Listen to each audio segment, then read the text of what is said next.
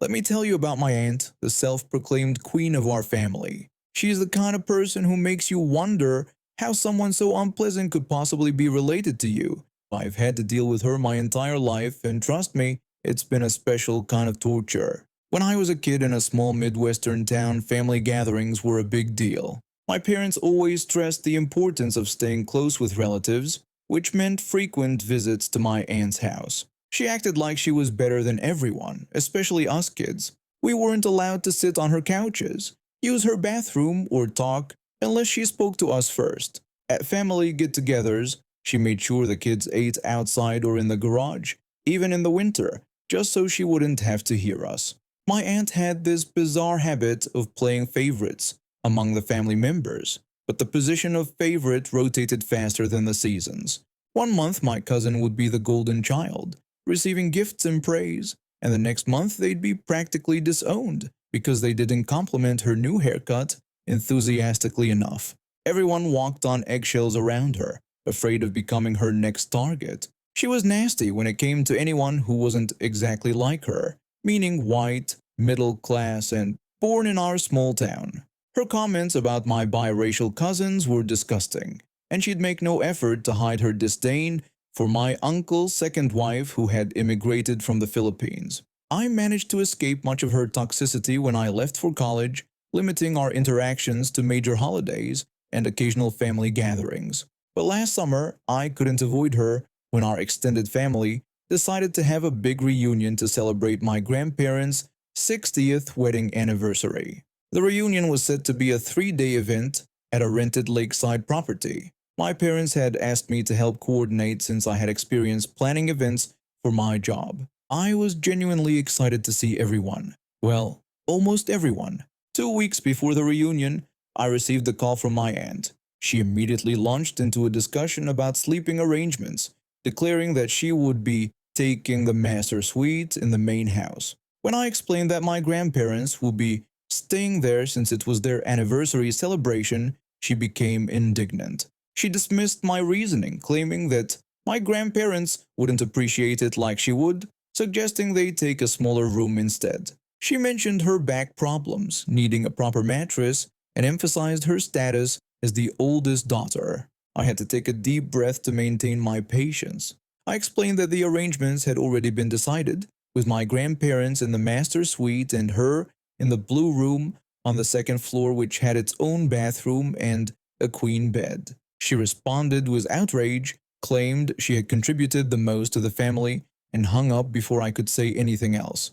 Over the next 2 weeks, she called everyone, my parents, my uncles, and even my grandparents, trying to get her way. Nobody gave in, which only fueled her anger. When the reunion day finally arrived, I got to the property early to help set up. My parents and cousins came to assist, and everything was going well until my aunt arrived 3 hours earlier than expected. She stormed up to the house pulling 2 enormous suitcases, didn't even say hello, and went straight to the master suite to start unpacking.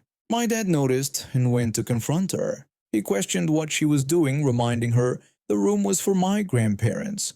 She smugly replied that she had arrived first, citing possession as 9/10 of the law, and suggested they take the blue room instead. When my dad insisted that wasn't how things worked and reminded her of the agreed arrangements, she became defensive, insisting she deserved that room and hadn't agreed to anything. Their argument continued until my grandfather arrived. He used a stern voice I rarely heard from him, telling my aunt to move her things immediately. She reluctantly complied but muttered about disrespect and ingratitude the entire time. At dinner that evening, my aunt gave everyone the silent treatment, dramatically sighing and rolling her eyes whenever someone spoke. When my grandmother asked for the salt, my aunt pretended not to hear. It was childish and uncomfortable, but we all tried to enjoy ourselves despite her behavior. The next morning, I was coordinating a family photo by the lake when my aunt showed up wearing a floor-length white gown that looked suspiciously like a wedding dress. My grandmother pulled me aside with concern about my aunt's inappropriate attire, noting that this wasn't her event to steal attention from. I approached my aunt, trying to be diplomatic. I complimented her dress but suggested she might want to change into something more casual for the family photo since we were all wearing blue and green. She smugly told me her dress costs more than my entire wardrobe. She refused to change her outfit because some color-blind amateur was trying to dictate what she should wear. When I reminded her we had discussed the color scheme weeks ago and everyone else had followed it, she haughtily declared that she wasn't everyone else and always stood out. She refused to change, so we took the photos with her looking like she was about to walk down the aisle at someone else's anniversary party. Every time I tried to arrange people, she would move to the center, pushing my grandparents aside to be the focal point. The situation reached its peak during the anniversary dinner. We had rented a private room at my grandparents' favorite restaurant. Everyone had contributed to the expense, except my aunt, who claimed her presence was her contribution and more valuable than money. As we waited for our food, my cousin's husband stood up to make a toast. Being relatively new to the family, having married my cousin just 8 months earlier, he was visibly nervous but sincere. He began by thanking my grandparents for welcoming him into the family, noting that 60 years of marriage was an incredible achievement, and their love was an inspiration to everyone. Before he could continue, my aunt loudly interrupted. She dismissed his sentiments as Hallmark card material, pointed out that he barely knew them, and insisted that she should be giving the toast because she was their daughter. The room fell silent. My cousin's husband sat down, clearly embarrassed. Slowly, my grandfather stood up, his face flushed with anger. He told my aunt that enough was enough. He explained that for 60 years, he had watched her put herself above everyone else, insult his grandchildren, disrespect their partners, and make every family gathering about herself. He stated that this wouldn't happen tonight, not at their celebration. My aunt looked stunned, having never heard my grandfather speak to her this way before. She claimed she had done so much for the family. My grandmother questioned what exactly she had done, pointing out that she hadn't helped plan the reunion, hadn't visited them in months, and refused to even call her own brother because his wife wasn't their kind. My aunt protested that this wasn't fair and insisted she had always put family first. At this point, my uncle, who had been quiet throughout most of the reunion, finally spoke up. He accused her of always putting herself first, bringing up last year's incident when our grandmother was in the hospital and everyone showed up except her because she had a hair appointment. She defended herself, saying it was an expensive appointment and she would have been charged for canceling. One by one, family members shared stories of how she had hurt them, let them down, or treated them poorly over the years. With each example, she became more defensive and agitated. Finally, she declared the situation ridiculous, claimed she was being ambushed, and refused to listen to what she called lies. When she stood up to leave, my grandmother warned her that if she walked out, she shouldn't expect to be welcomed back until she acknowledged how she had treated the family and apologized. My aunt responded indignantly, asking what she should apologize for, claiming she was the only one with standards and declaring she was fine with the family proceeding without her. She grabbed her purse and stormed toward the exit. At the door, she turned back, clearly expecting someone to stop her or beg her to stay. No one did. The silence must have been deafening for her. After a moment of awkward tension, my grandfather raised his glass in a toast to family, those who show up, support each other, and love unconditionally. He wished for 60 more years of that kind of family. Everyone raised their glasses, and the celebration continued with a noticeably lighter atmosphere now that my aunt's negativity was gone. Later that evening, as we enjoyed dessert, I received a text from my aunt. She claimed we had made a terrible mistake, would regret pushing her away, and not to expect her at Christmas. I showed the message to my mother, who remarked that it sounded more like a gift than a threat. We all laughed, and for the first time in my memory, a family gathering felt completely comfortable and genuinely joyful. The reunion continued for one more day, and it was the best family event I can remember. People laughed freely, the kids played without being shushed, and even relatives who usually kept to themselves joined in the activities. My aunt didn't show up for the final day, but she sent numerous texts to various family members, alternating between playing the victim and threatening to cut people out of her will. Nobody responded, which only prompted more messages. It's been 6 months since the reunion, and true to her word, my aunt didn't attend our family Christmas.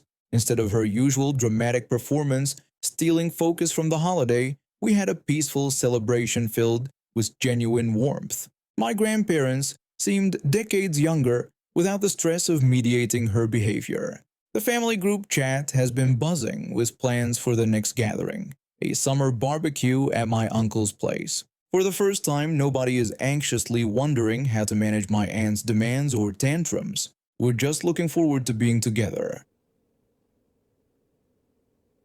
I've lived in this small apartment complex for about 3 years now. It's nothing fancy, just a modest building with 12 units and a communal parking lot that has no assigned spaces. Well, except for two disabled parking spots near the front entrance.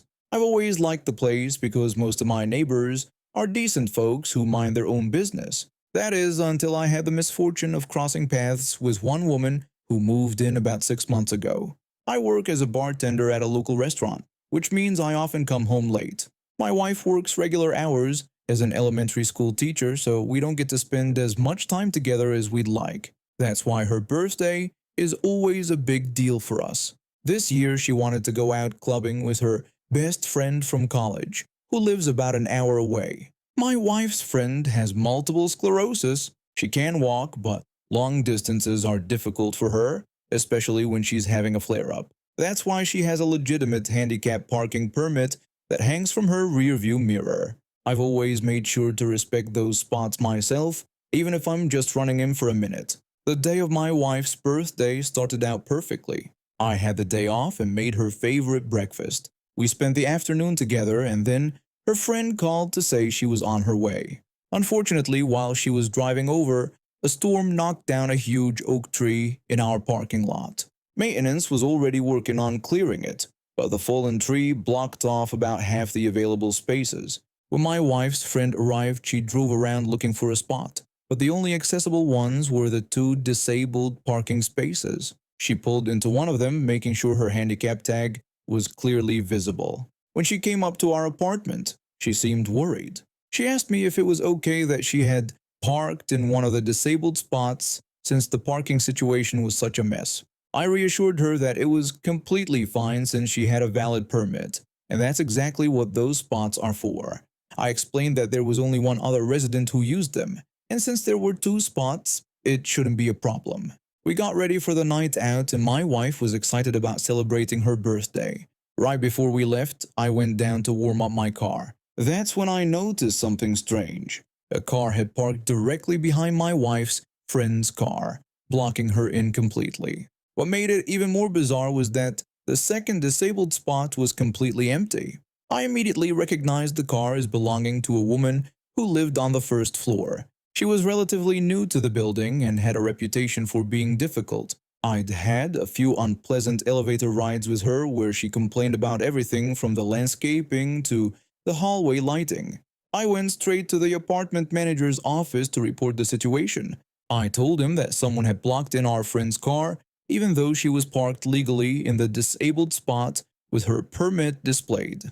The manager sighed and said this wasn't the first problem with that particular resident. He promised to talk to her and ask her to move her car. I thanked him and asked him to make sure she moved it by morning so our friend could leave. We decided not to let this ruin our night. We took my car instead and went out to celebrate my wife's birthday. We had a great time at several clubs downtown dancing and enjoying ourselves. We got back to the apartment around 3 a.m., exhausted but happy. When we pulled into the lot, I immediately checked the disabled spots. To my disbelief, our friend's car was still blocked in, and the other disabled spot was still completely empty. The woman had ignored the manager's request to move her car. My wife's friend noticed right away and expressed her dismay, wondering what we should do. I told her I was calling the police because the situation was ridiculous. The police arrived about 20 minutes later. The officer looked at the situation, shaking his head and actually laughing. He asked why she didn't just park in the next spot since it made no sense. I honestly told him I had no idea and mentioned that the manager had asked her to move hours ago. The officer then suggested, with a hint of mischief in his voice, that we should wake her up and ask her directly. It was about 3:30 a.m. at this point. The officer went to her door and did that loud, authoritative police knock that's impossible to sleep through. After several minutes, She answered the door in a bathrobe, looking angry. The officer told her she needed to move her vehicle immediately as she was illegally blocking another car. She responded with indignation, claiming it was her spot and that she was teaching someone a lesson. The officer explained that it wasn't her personal spot, that these were communal disabled parking spaces, and there was literally another identical spot right next to it that was completely empty and even closer to her door. She tried to argue that she always parked in that specific spot. The officer warned her to move her car right away and to think very carefully about what she said next, as she was getting close to going to jail for disorderly conduct. She glared at all of us, but eventually stomped off to move her car. She kept muttering under her breath the whole time, but was careful not to say anything directly to the officer. Once she moved her car, we thanked the officer, and he left. The next morning, I ran into the apartment manager. He mentioned that he heard there was quite a scene the night before. I confirmed this and told him she had refused to move her car until the police made her. The manager then shared that she had actually yelled at him too when he asked her earlier. She had said something about teaching people to respect what she considered her spot. He also revealed that she was already 3 months behind on rent. He had been trying to work with her, but after this incident, they were starting eviction proceedings. About a month later, the manager approached me with an unusual offer. He reminded me of the woman from the parking incident and explained that she had been evicted but left a bunch of her stuff behind. He offered to pay me $150 to box it up and store it in the basement. I agreed and spent a Saturday boxing up her abandoned items. The basement was dusty and had some water damage in spots, so her belongings weren't exactly being stored in pristine condition. But after what she put my wife's friend through on what was supposed to be a special night, I couldn't say I felt bad about it. I've been taking my golden retriever to the Oakwood Dog Park every weekend for almost 2 years now. It's our special time together. I work long hours as a nurse, and these Saturday mornings are when my big guy gets to run free and play with other dogs. He's the sweetest thing, always gentle with smaller dogs and puppies. Never had an issue until last weekend. I just unclipped his leash in the designated off-leash area when I noticed a woman with a tiny chihuahua by the bench. Unlike everyone else's dogs, her little one was running around without a leash, even in the entrance area where signs clearly state all dogs must remain leashed. I didn't think much of it at first. We were all there to let our dogs have fun, right? My golden spotted a tennis ball and bounded over to grab it, which unfortunately was near where her chihuahua was standing. My dog didn't even notice the tiny pup, just wanted the ball, but suddenly the woman erupted. She started shouting at me to get my monster away from her princess. She asked if I knew what a purebred was, her voice shrill with anger. I tried to explain that my dog was just playing and wasn't even looking at hers, but she wouldn't listen. She went on about how hers was a certified purebred chihuahua and asked if I had any idea how much it cost. She claimed my dog could kill hers in one bite, calling my golden a mutt in the process. I was stunned. My dog had already trotted away with his ball, completely uninterested in her dog. I told her that this was a public dog park and all dogs were welcome regardless of breed or size. She insisted that when her dog, which she called Princess, was there, she deserved priority. She mentioned paying taxes for the park as if that gave her special rights. By now, other dog owners were watching the scene unfold. My golden came back, dropping the ball at my feet, wagging his tail. The woman physically stepped between our dogs. She demanded that everyone needed to leave right away because her purebred needed exercise and claimed our mongrels were endangering her dog. Another dog owner spoke up, telling her that's not how public parks work. She responded by threatening to call animal control. She said my golden dog was aggressive and dangerous, though he was doing nothing but sitting calmly. She pulled out her phone and made the call right there, describing my perfectly calm dog as a vicious animal attacking smaller dogs. I was furious but decided to wait for animal control to arrive so I could explain the situation. 20 minutes later, an animal control officer showed up. The woman immediately ran over. She frantically pointed out my dog to the officer, claiming that the golden one had tried to attack her princess. The officer looked at my calm dog sitting beside me, then at her chihuahua running freely around the park without a leash. The officer asked her if that was her dog running without a leash. She defended herself by saying it was a purebred that didn't need a leash because it was trained. As if on cue, a toddler visiting the park with his parents squealed at the sight of the tiny dog and started chasing it. The Chihuahua, far from being the perfectly trained purebred she claimed, panicked and bolted, racing around the park with a giggling toddler in pursuit. The officer told her that the city ordinance clearly states all dogs must be leashed except in designated off-leash areas, regardless of breed or training. The officer wrote her a ticket for violating leash laws. She turned bright red, screaming about how she'd sue the city and have everyone's dogs confiscated. She threatened the officer's job and asked if he knew who she was, trying to intimidate him. The officer simply replied that she was someone getting a $150 ticket. It took her 10 minutes to catch her Chihuahua, which had found refuge under a bench, trembling from the toddler's attention, not from any other dogs.